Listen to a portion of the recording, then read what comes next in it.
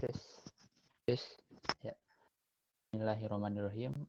Assalamualaikum warahmatullahi wabarakatuh.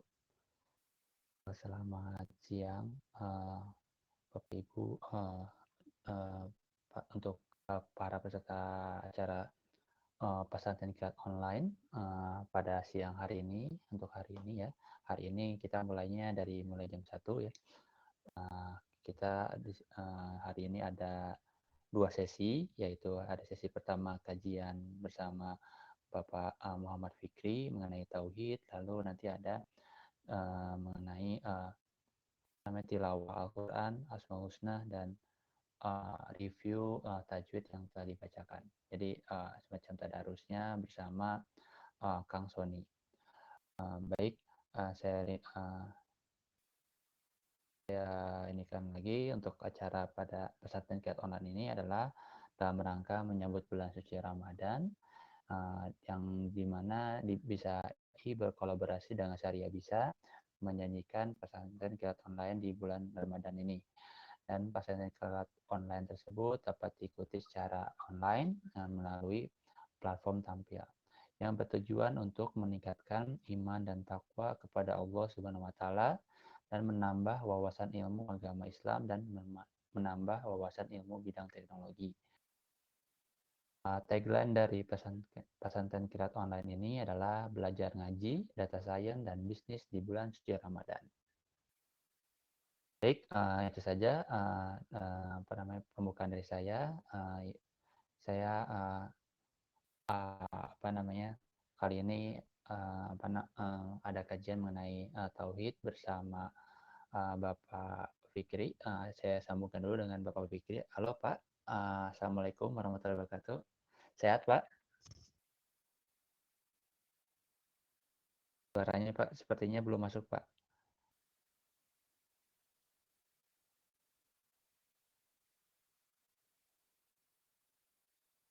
Boleh live audio dulu Pak, baru join lagi Pak. Takutnya.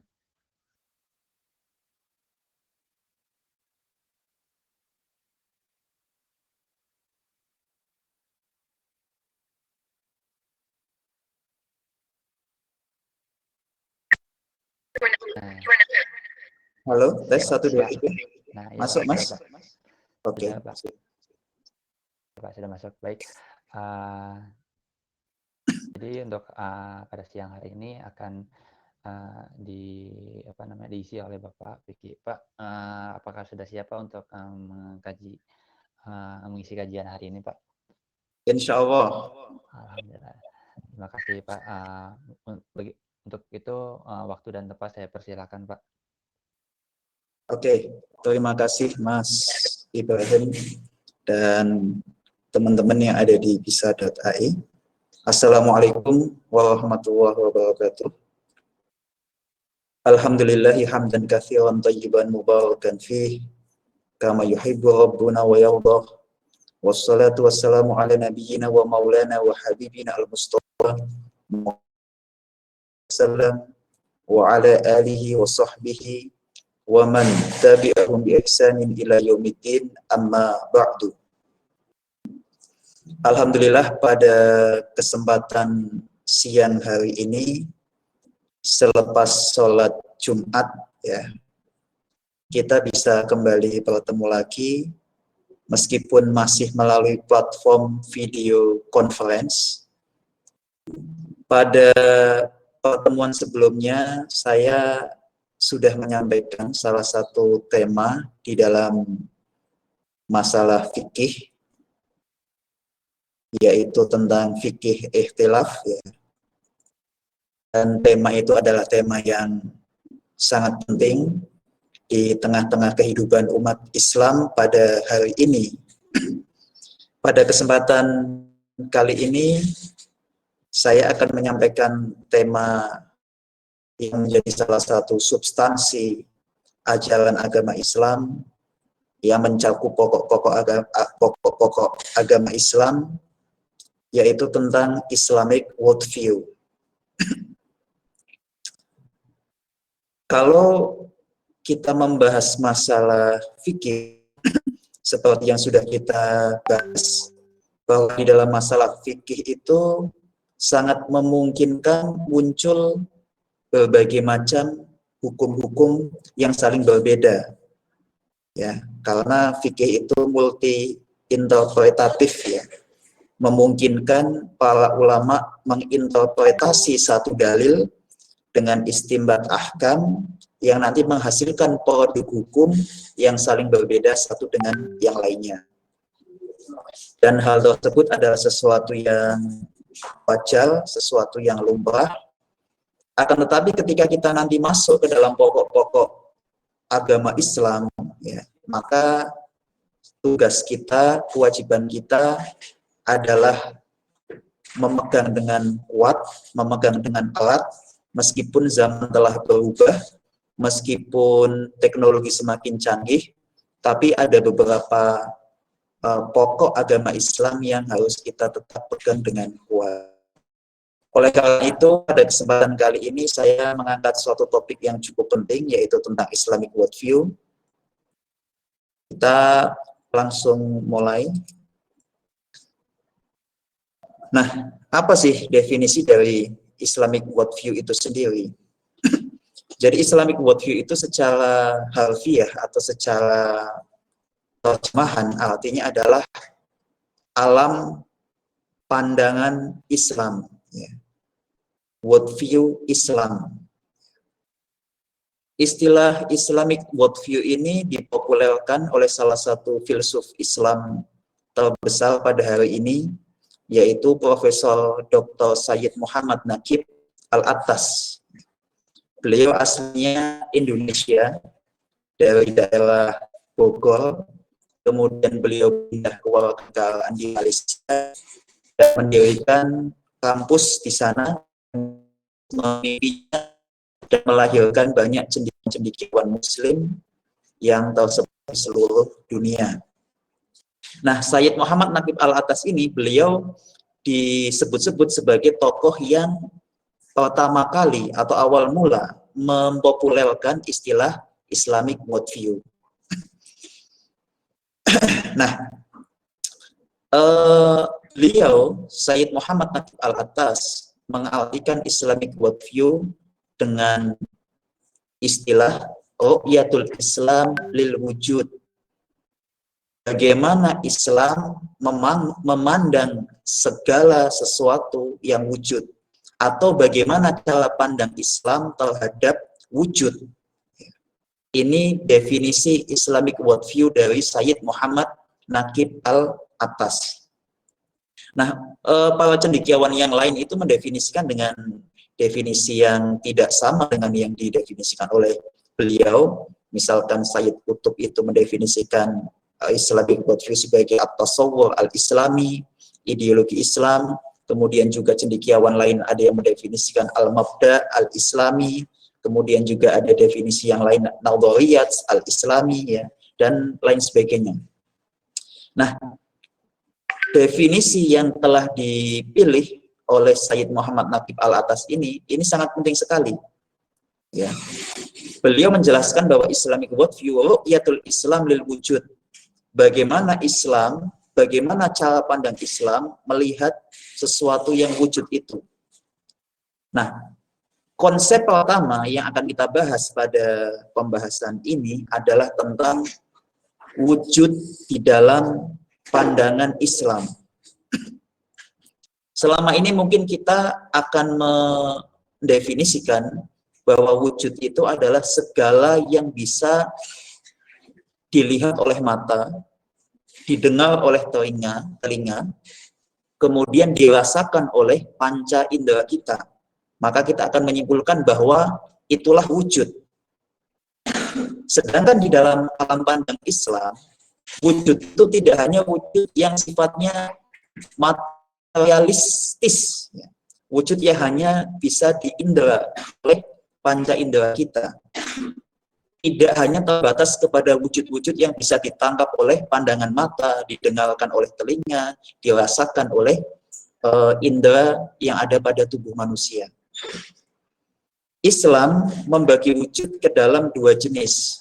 Pertama adalah wujud yang sifatnya mahsus. yang bisa dilihat atau dirasakan oleh panca indera. Kemudian yang kedua adalah wujud yang sifatnya ghairu mahsus, wujud yang tidak bisa ditangkap atau dirasakan oleh panca indera.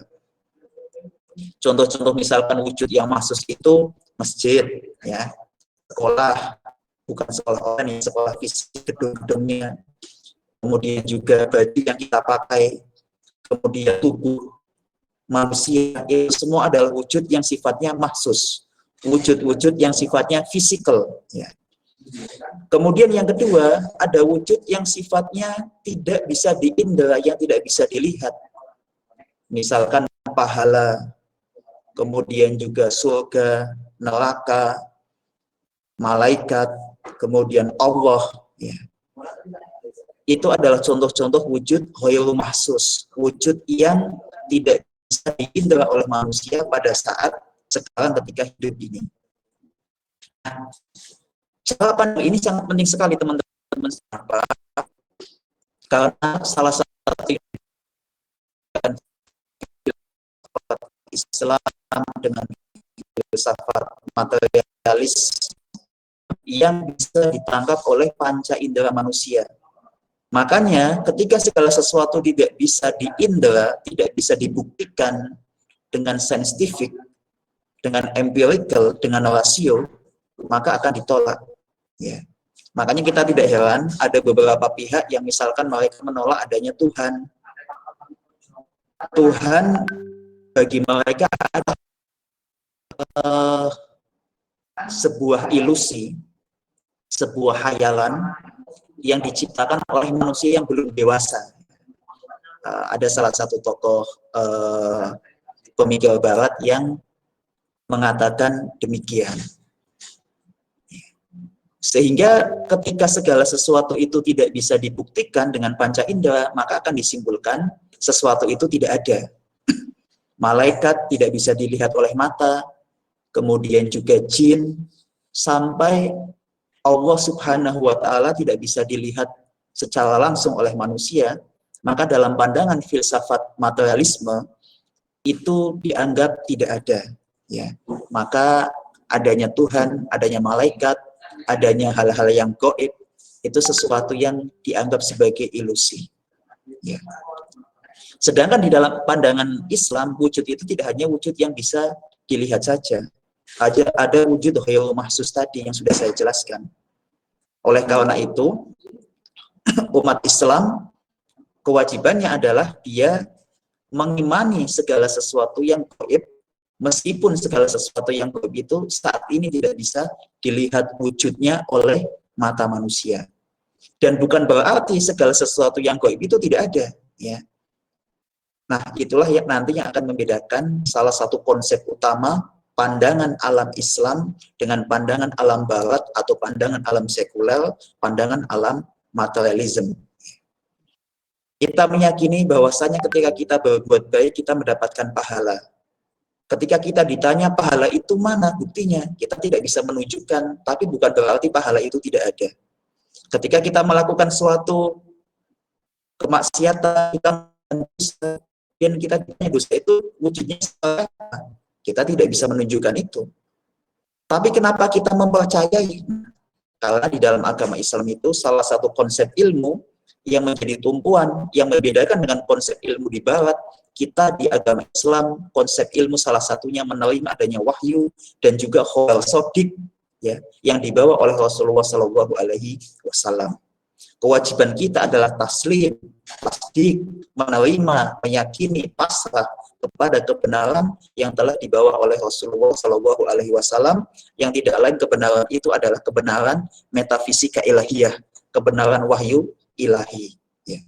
Sekali lagi, meskipun tidak bisa dibuktikan secara empirical, tidak bisa dibuktikan secara saintifik, ketika itu memang datang dari kabar yang disampaikan dan dibawa oleh Rasulullah Shallallahu Alaihi Wasallam, maka kewajiban kita adalah menerimanya tanpa melakukan penyangkalan, terutama dalam konsep-konsep pokok agama Islam.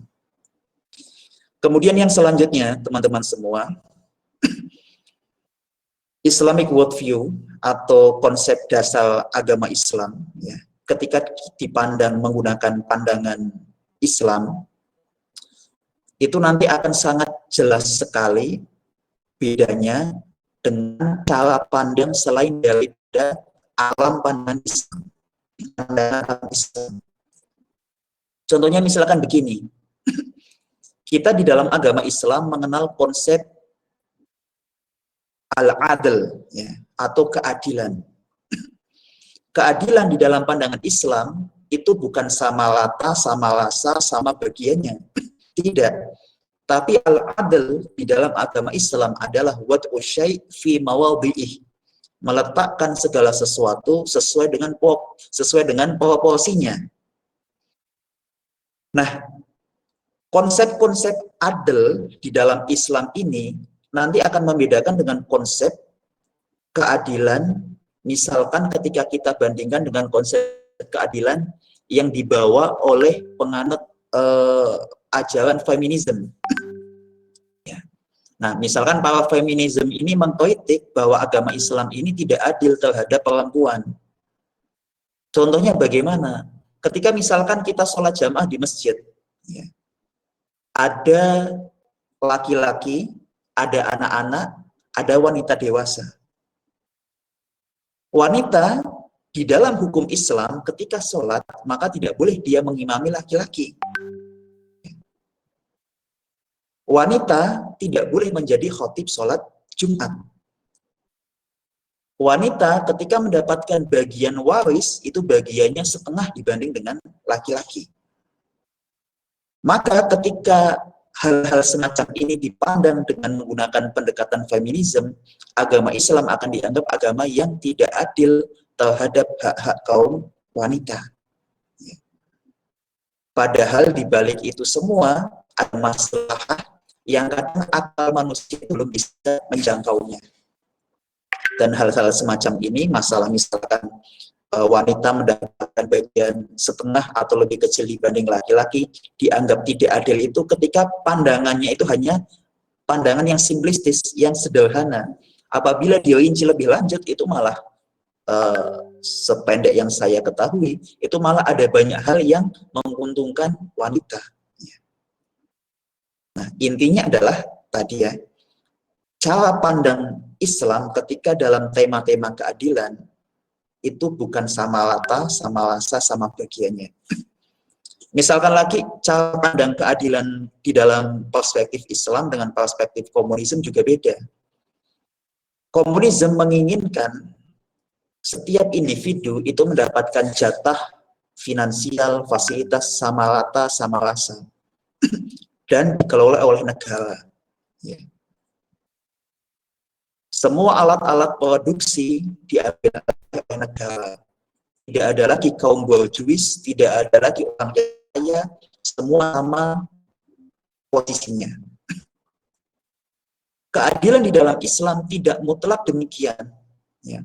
Di dalam agama Islam orang boleh kaya, boleh memiliki properti, boleh memiliki mobil, boleh memiliki barang mewah. Akan tetapi ada satu konsep Islam yang juga menyentuh aspek sosialisme, yaitu ketika seseorang dia telah kaya, telah mencapai nisab atas harta yang ia miliki, maka dia dibebani kewajiban untuk mengeluarkan zakatul mal, membayar zakat uang yang ia miliki. Nah, zakat mal ini nanti akan dibagikan untuk kemaslahatan umat. Ya. Ini konsep keadilan Islam, konsep yang membedakan dengan pandangan keadilan dengan komunisme tadi. Kemudian juga misalkan di dalam contoh ilmu tadi ya, ilmu sudah kita singgung. Kita di dalam agama Islam, ilmu itu tidak hanya sebatas bertumbuh kepada penelitian-penelitian filosofis yang sifatnya spekulatif, atau hanya bertumbuh kepada hal-hal hasil penelitian yang sifatnya saintifik. Kita, misalkan begini, kita di dalam agama Islam tidak hanya akan menerima suatu kebenaran, suatu ilmu, yang mana ilmu itu sudah terbukti secara saintifik, empirikal, dan rasional. Satu hal yang membedakan konsep ilmu di dalam dengan konsep ilmu Western, konsep ilmu di Barat adalah kita di agama Islam itu menerima konsep revelation, konsep wahyu. Konsep wahyu, kemudian konsep khobar sotik yang dibawa oleh Rasulullah Shallallahu Alaihi Wasallam. Meskipun penelitian ilmiah belum membuktikan adanya alam barzah, meskipun penelitian saintifik belum bisa membuktikan adanya hari kebangkitan di Yaumul Mahsyar, meskipun penelitian di Barat belum bisa membuktikan bahwa neraka itu ada, maka kewajiban kita sebagai umat Islam adalah mengimani segala sesuatu itu. Kenapa? Karena segala hal tersebut yang saya sebutkan telah dinaskan, telah ditegaskan, dan telah diuraikan oleh para ulama Islam menjadi satu konsensus, menjadi suatu pokok di dalam agama Islam yang tugas kita adalah meyakininya. Jadi itu gambaran dari Islamic worldview secara global ya. Nanti teman-teman bisa membaca lebih lanjut atau menyimak beberapa kuliah online dari misalkan Ustadz Adian Husaini ya, yang saat ini menjadi Ketua Umum Dewan Dakwah Islamiyah Indonesia. Nanti teman-teman bisa menyimak lebih lanjut kuliah tentang Islamic worldview. Beliau menyajikan dengan lebih detail, lebih lengkap ya. Kemudian juga bisa membaca tulisan-tulisan dari Dr. Hamid Fahmi Zalkasi ya, yang menjadi salah satu pimpinan di Unida Kontol.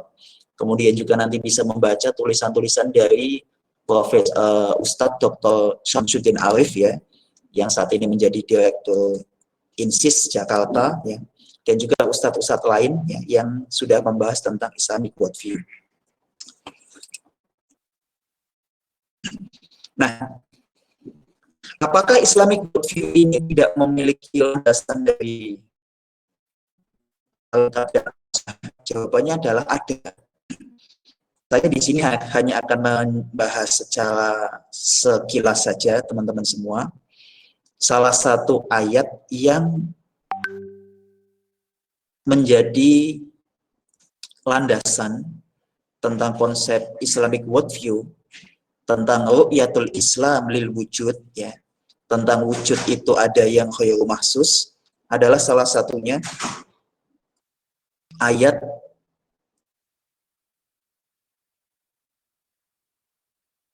Allah Subhanahu wa taala berfirman, alladzina yu'minuna bil ghaibi wa yuqimunas shalah wa yu'tuz zakah. Nah, yang menjadi poin yang akan kita bahas di sini adalah ada kata ghaib di situ. Alladzina yu'minuna bil ghaibi, yaitu orang-orang yang beriman kepada yang gaib. Ayat sebelumnya kan dalikal kitabul la raiba fi hudal lil muttaqin, bahwa Al-Qur'an itu tidak ada keraguan di dalamnya, dan Al-Quran merupakan petunjuk bagi orang-orang yang muttaqin, yang bertakwa. Siapa orang yang itu? Lanjutannya adalah ini. Salah satu kriteria al-muttaqin adalah alladzina yu'minuna bil ghaibi, mereka yang beriman kepada hal-hal yang gaib. Waktu saya SMP, waktu saya sekolah dulu, ketika membaca terjemahan ayat-ayat semacam ini, saya mengalami pemaknaan yang mungkin tidak tepat karena pikiran anak-anak. Dalam benak saya waktu itu gaib itu ya alam-alam lelembut ya. Misalkan pocong, kuntilanak, genderuwo begitu ya. Wah, berarti Al-Qur'an menyuruh kita mengimani makhluk-makhluk gaib ya. Itu waktu zaman dulu ya. Tapi ternyata setelah kita belajar, kemudian kita banyak membaca, ternyata kata kunci al-ghaib ya, yang diulang berkali-kali di dalam Al-Quran, ini salah satu hal yang sangat fundamental sekali teman-teman semua. Sesuatu yang menyangkut pokok keimanan. Ya. Karena kita beriman itu adalah membenarkan segala hal tentang ajaran Islam, kita benarkan di dalam hati, kemudian wal qawlu bil lisan, mengucapkannya ke dalam lisan, kemudian wal amalu bil jawarih, mengamalkan dalam perbuatan kita. Meyakini adanya Allah, maka kita membenarkan di dalam hati kita. Kemudian kita melakukan syahadat asyhadu wa asyhadu anna Muhammadar Rasulullah, al-qaulu bil lisan. Ketika kita meyakini Allah itu satu-satunya Tuhan kita, meyakini bahwasanya Rasulullah itu adalah utusannya, nabi akhir zaman, dan Islam itu adalah satu-satunya agama yang paling benar, maka kewajiban kita adalah meyakini segala hal yang telah dibawa oleh Rasulullah. Salah satunya perintah misalkan untuk sholat. Maka ketika kita sholat, maka kita berarti al-amalu bil jawarih, kita mengamalkan ajaran Islam dalam bentuk perbuatan, anggota badan kita. Ya, kan tidak bisa kita sholat, saya ingin sholat hanya di dalam hati saja. Oke. Nah, makna ghaib, ya, ketika kita cek di dalam kitab tafsir Al-Quranil Azim yang ditulis oleh Al-Imam Al-Hafidh Ibnu Katsir, kita akan mendapatkan beberapa penjelasan dari para ulama. Ya. Salah satunya adalah dari Abul Aliyah. Ya.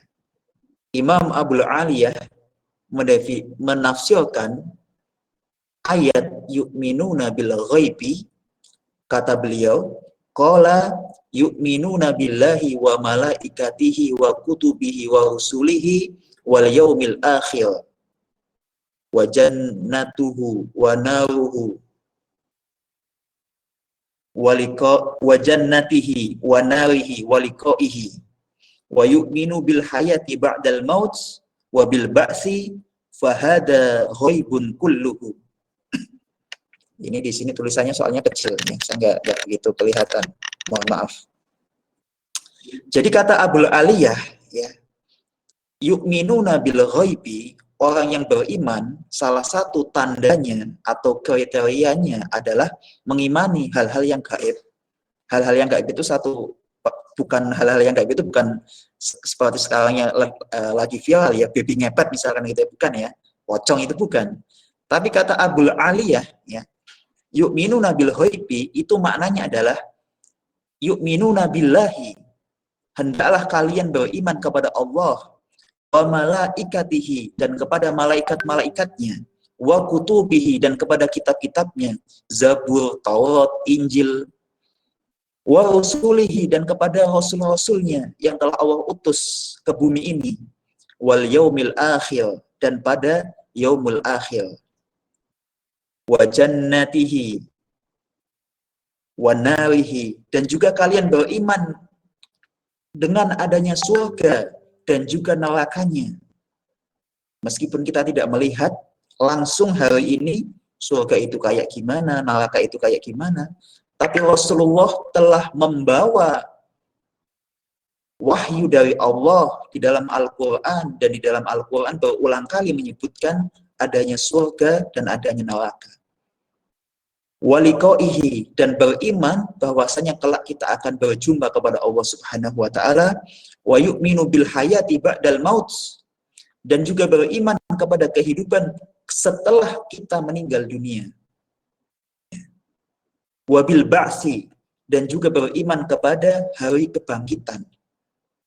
Fahada ghaibun kulluhu, dan ini semua adalah ghaib, sesuatu yang tidak bisa diindra oleh manusia yang hidup pada hari ini. Ya.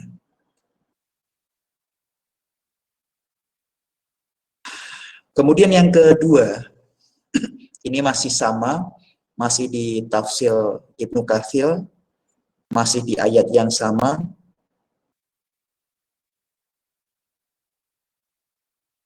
Salah satu sahabat Nabi, yaitu Ibnu Mas'ud, ya,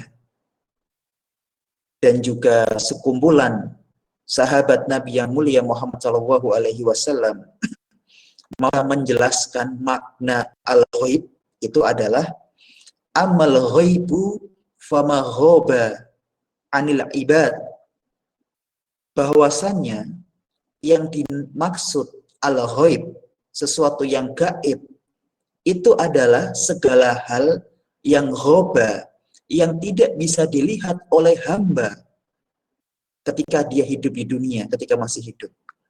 Contohnya apa? Min amril jannah, dari perkara-perkara tentang surga, wa amrin nar, dan tentang hal-hal di neraka, wa ma dzukira fil Qur'an, dan segala hal tentang perkara gaib yang telah disebutkan di dalam Alkitab, yaitu Al-Quran.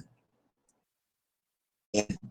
Jadi pandangan alam Islam tentang wujud tidak hanya terbatas meyakini bahwa yang namanya wujud itu hanya yang bisa dilihat oleh mata saja.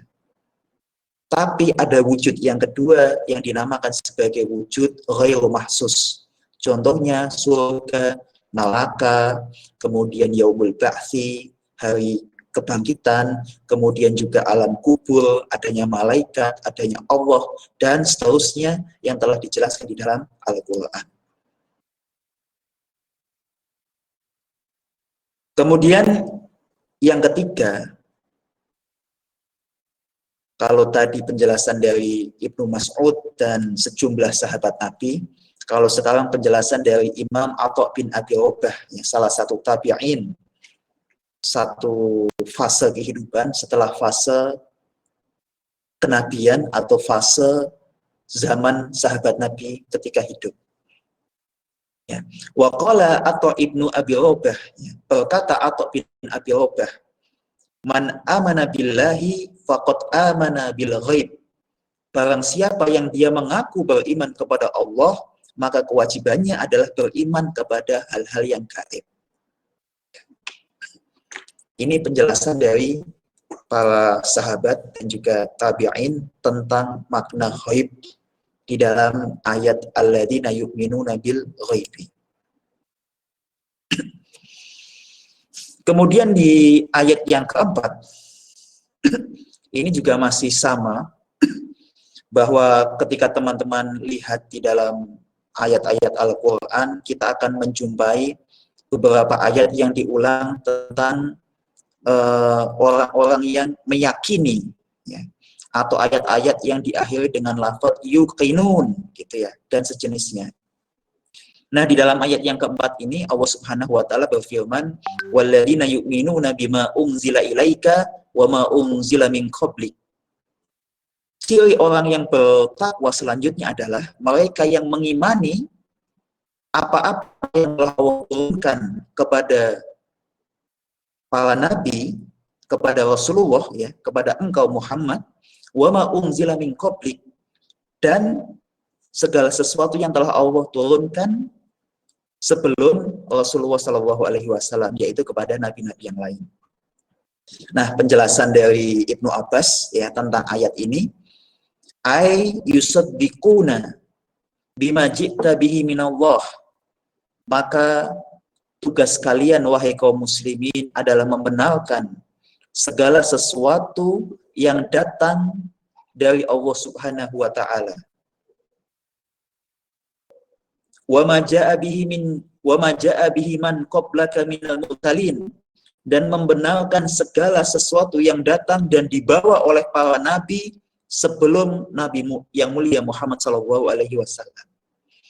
La yufariquna bainahum, tidak membeda-bedakan satu dengan yang lainnya di antara para nabi itu. Wala yajhaduna ma ja'uhum bihi min rabbihim, dan tidak menyangkal, tidak mengingkari nubuwah, wahyu yang dibawa oleh para nabi utusan Allah wa ta'ala. Nah, tapi begini teman-teman semua, karena agama kita Islam dan agama Islam itu sebagai agama penutup, maka kewajiban kita adalah hanya membenarkan agama Islam, karena agama Islam itu hanya satu-satunya agama yang masih otentik, satu-satunya agama yang diterima oleh Allah Subhanahu wa taala, dan tugas umat beragama lain adalah mengikuti syariah yang telah dibawa oleh Rasulullah, yaitu syariah Islam. Meskipun mereka dulunya sama-sama menganut agama Samawi, agama Nasrani, agama Yahudi, tapi begitu diutusnya Rasulullah, maka kewajiban mereka, pemeluk agama-agama samawi itu adalah mengikuti ajaran yang dibawa oleh Rasulullah Shallallahu Alaihi Wasallam. Nah, yang menjadi pokok penting di ayat ini adalah di potongan ayat selanjutnya. Wabil akhirati hum yuqinun. Dan ciri orang yang bertakwa selanjutnya adalah mereka itu meyakini adanya kehidupan akhirat. Wabil akhirati hum yuqinun. Mereka orang-orang yang meyakini adanya yaumul akhir. Yaumul akhir. Apa yang dimaksud dengan akhir itu? Ai bil ba'si wal qiyamah, yaitu hari kebangkitan, hari kiamah. Atau yang dimaksud dengan wabil akhirati hum yuqinun, maksud dari orang yang mukmin itu wajib meyakini, ya, meyakini kehidupan akhirat itu meliputi meyakini al-ba'ts, ya, yaitu hari kebangkitan, kemudian meyakini adanya yaumul qiyamah, kemudian juga meyakini al-jannah, surga, kemudian meyakini an-nar, meyakini adanya neraka, wal hisab, hari perhitungan, wal mizan, hari di mana amal manusia itu ditimbang. Ya. Wa kulluhum ghaibun, dan ini semua gaib, tidak bisa dilihat oleh mata manusia.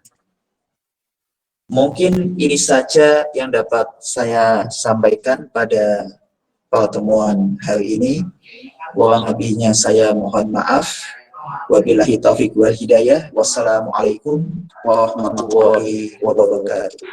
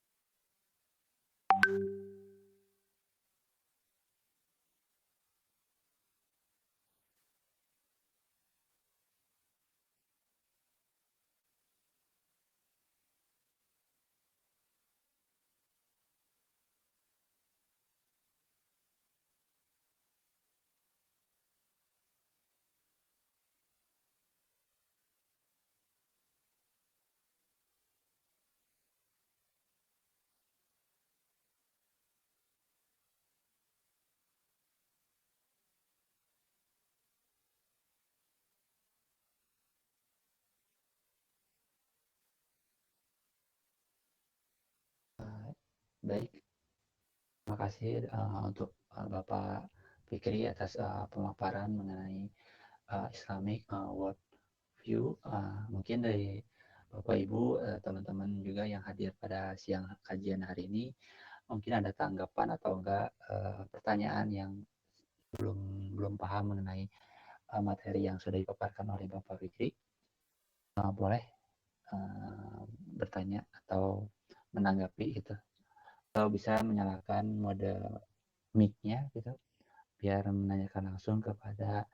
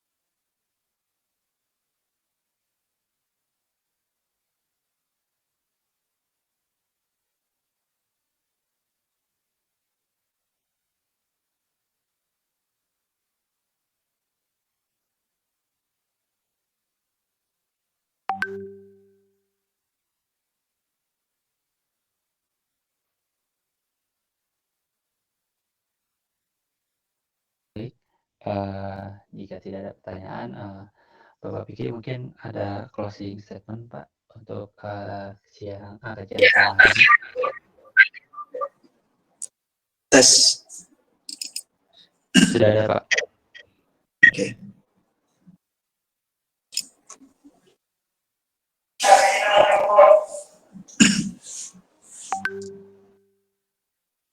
Oke. Terima kasih Mas Ibrahim. Mungkin penutup dari saya bagi teman-teman semua, meskipun kita mungkin tidak menempuh studi di dalam studi keislaman secara formal, seperti misalkan mondok, kemudian mengambil kuliah jurusan Islamic Studies, ya. Tapi ada satu hal yang sebuah keniscayaan bahwa kita ini adalah seorang Muslim yang sudah mukallaf, yang sudah balik, yang sudah memiliki beban kewajiban syariah, maka tugas kita adalah selalu belajar memperdalam agama Islam ini. Mulai dari step-step yang paling dasar, mempelajari masalah-masalah tauhid, mempelajari masalah-masalah hukum-hukum yang sifatnya fardhiyah seperti misalkan sholat, puasa, dan lain sebagainya. Sekarang sudah banyak sekali akses informasi, akses video, akses materi yang teman-teman bisa saksikan, bisa pelajari dengan lebih lengkap di tayangan-tayangan yang ada di platform media online. Kemudian yang selanjutnya, semoga bisa.ai masih istiqomah menyelenggarakan kegiatan pesantren online semacam ini, meskipun mungkin peserta live-nya tidak terlalu banyak, tapi manfaat ketika nanti di-upload, di-online-kan di YouTube, itu insya Allah akan mendapatkan banyak sekali manfaat. Mungkin itu closing statement dari saya, Mas. Terima kasih Bapak Muhammad Fikri atas pemaparannya pada siang hari ini. Alhamdulillah sekali sudah menambahkan ilmu kepada peserta yang sudah hadir pada siang hari ini. Semoga amal ibadahnya maksudnya lebih dan diterima dan bisa sebarluaskan lagi gitu ilmunya. Itu Pak. Baik, saya juga mohon maaf untuk para peserta yang sudah hadir pada siang hari ini. Semoga terus semangat puasanya, semangat juga untuk mengikuti kajian mentoring dan ilmu teknologi di pesantren kilat online ini setiap harinya. Hari ini sesi berikutnya ada di pukul 15.30. Nanti kita bisa tadarusan bersama oleh Ustadz Emir dan Ustadz Akmal yang akan menjadi mentoring pada tadarus pada sore hari ini. Baik, itu saja informasi yang saya sampaikan. Sekali lagi mohon maaf jika ada salah-salah kata. Terima kasih untuk narasumber kita pada hari ini dan para peserta yang sudah hadir. Assalamualaikum warahmatullahi wabarakatuh.